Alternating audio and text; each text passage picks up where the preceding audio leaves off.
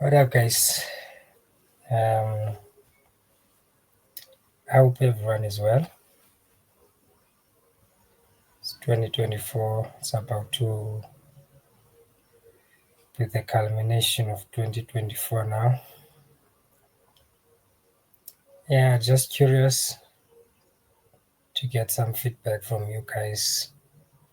Um, how's the industry treated you so far? What prospects are you looking at? Does the industry look like it's healthy? Do your prospects look better? Can you see a future in the construction industry? There's a trend that I'm just noticing at the moment that our public sector client, the biggest client, which is governmental bodies, they they are now they're embarking on this other new way of doing things. They don't they're not giving out tenders now. They're giving out panels. So I think they're trying to even out the competition because they advertising out for panels, maybe a panel for 3 years. Maybe that will take from CITP grade 1 to grade 4, and maybe from grade 5 to grade 9. So we're looking at this trend, and it's just presenting a headache in terms of estimating part. When you estimate and you actually just get a document that's got no quantities, and you're given a grading that it's within a range, certain range of a grading, it just becomes so difficult to price something. It's almost like you're pricing a schedule of rates. And now, remember when you're doing your costing that if you want me to do an item of work and you only just give me one quantity of that and it's so insignificant, it's so small, I'll price it very high because for the time for me to get out of my place and gather the material and go to your place, I'm already just I'm experiencing a loss at that point in time. So these panels, I don't know how much true reflection will they give the client to see how accurate are the rates that every contractor is giving out, because it's just basically a schedule of rates that you are costing by, and they have to evaluate you based on a rate of one. You know, basically it's just one quantity, which does not make practical sense because I think the premise is that they're going to invite back those who qualify and give them a scope of work with measured quantities, and they'll use your rates that they won't use all the items that they measured, but they will use some of the rates that you've entered in that schedule of rates. Now, the way they draft that document is just a headache because it's so monotonous. They give you so many items that are similar and they're just doing every product that is possible in their brains. For instance, just sealing a structural crack will give you three different items which do the same thing, and you're supposed to develop rates for all of them. I don't want to talk about civil works. It's so much monotonous things. Instead of just saying similar or approved, they just pile up the document. That document, I think at least it needs a whole month for you to do properly because there's no basis for you to work around your estimates. You can't adjust or increase or decrease anything because it's based on one quantity. You don't know what they will, you know, they will issue out for you, you know. But I guess maybe there will be a negotiation maybe when the time comes if your rate is a bit high. But I don't know this new tactic. I'm not fond of. I'm really not fond of it. But I don't know why. Why I think it's due to this new coalition government that maybe some other people are looking out for their interests. Hence, they are doing the panels so that maybe they just cater for the next 3 years, next coming 3 years. But I guess time will tell. Time will tell. Um, but guys, I would, I would really impress on you that if you are in the industry, try and learn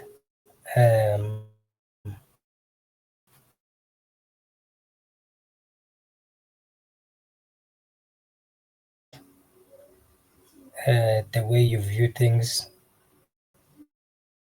in the industry. Don't just be limited to. Don't limit yourself to understanding only just QS or management. Delve into the business side of things. I think your mindset will benefit go into the marketing aspect and um, investigating what your end users or clients really require and what maybe they're not really fond of when it comes to how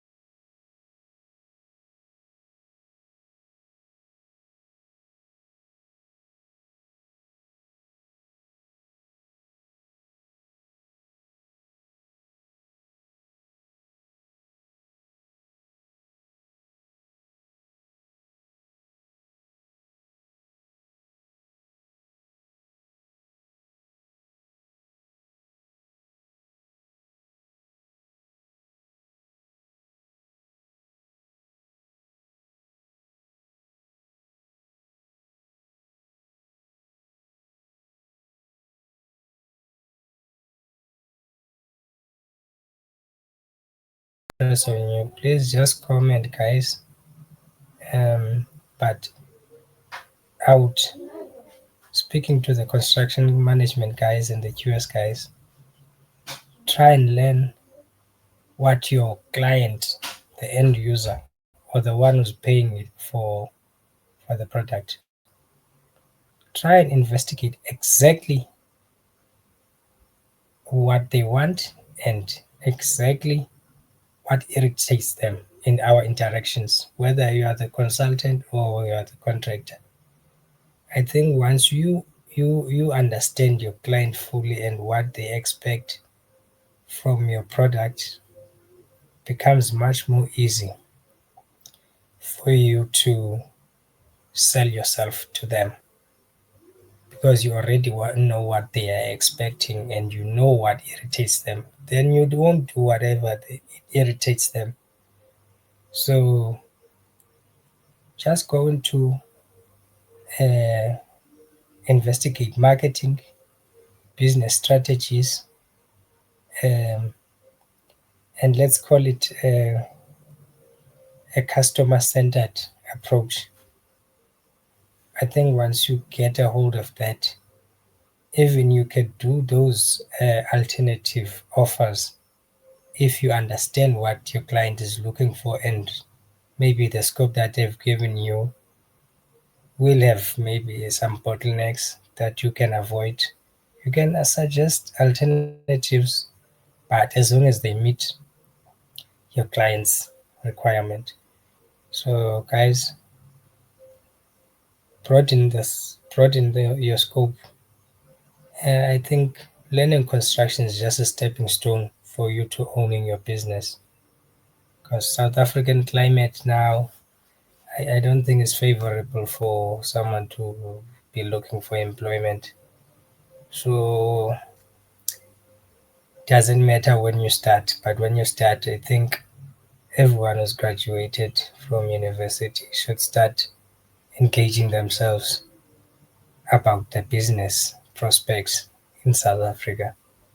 You know, yeah, investigate all potential clients. You know, anyway, I'll do a video on some marketing strategies. But please subscribe to the channel and like the videos and do some recommendations also. Yeah. I'm not saying all you guys should be bosses if you don't feel like it. You'd like security. But I can tell you now, the industry is a bit harsh. So I would just suggest that the sooner you start, the better. You'll be well off if you start now opening a company, try and get some small jobs. You don't have to start big. You can start by subcontracting, doing paint work, small stuff.